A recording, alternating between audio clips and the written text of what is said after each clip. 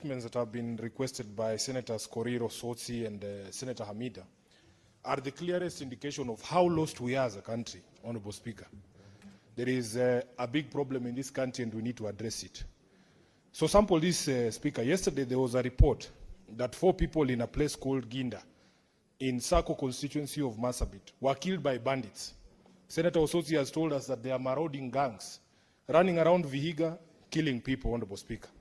We have had incidents, Honorable Speaker, of bodies being dumped in a mass grave in Kericho, and nobody can tell us what is going on in that particular instance. At the very same time, the minister responsible for Interior is telling us that he knows where every one of us sleeps and who we sleep with. That he has focused his surveillance on us in the political class, Honorable Speaker. That he can tell where Sifuna has slept and who we have slept with. But he cannot tell you, Honorable Speaker, he cannot tell you as a Minister for Interior how somebody can be able to sneak into a ward at KNH and stab a patient and murder a patient in the bed. Honorable Speaker, at the very same time, I am asking myself, how can somebody who's supposed to be the patron of our public health facilities, with all the attendant problems, for instance, Honorable Speaker, Kenyatta National Hospital, a national referral facility, has had cases of shortages of blood, test reagents, medicines, even patient food at times, Honorable Speaker.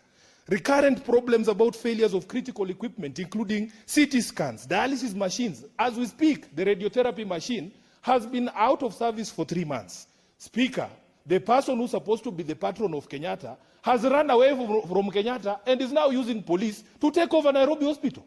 He's telling us he's a patron of a private hospital. I am asking myself very many questions, Honorable Speaker.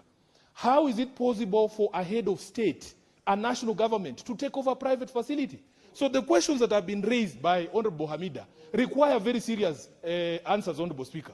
If you are telling us that you are the patron of all these important private businesses, I remember there were businesses like Nakumat here.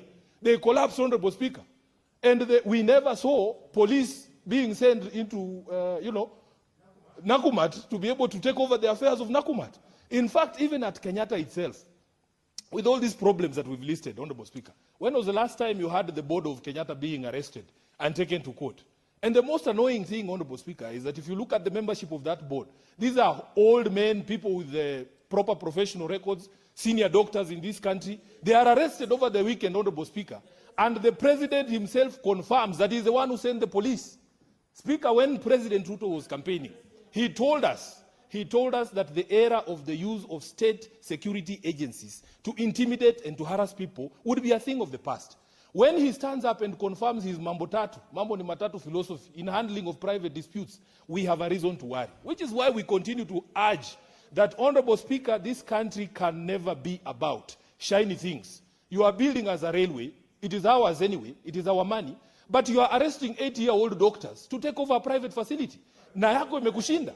The national referral hospitals, such as Kenyatta and Moi in Eldoret, Honorable Speaker, are in dire conditions. When will the board of Kenyatta ever be arrested, Honorable Speaker, for these critical failures? We have queues at Kenyatta. People are sleeping on the floors. There are no wards. And then you go and tell us that you are the patron of a private facility and therefore you are going to take over it. These are the issues, Honorable Speaker, that point us to misplaced priorities and the fact that this government has totally lost its way. Speaker, as bandits run around Marsabit and the other countries, do you know there were 2 police land cruisers which were sent to Narok town to disrupt a political rally by elected members of this house, including myself and Senator Osotsi.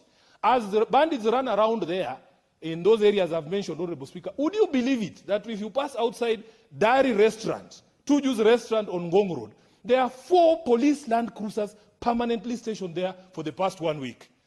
Murkomen, surely, as a former member of this house, we expect, especially from the younger leadership, that we will be able to demonstrate that we can run a country. Speaker, what is happening in this country is unacceptable. And we want all Kenyans to know that don't be deceived by those shiny things like railways and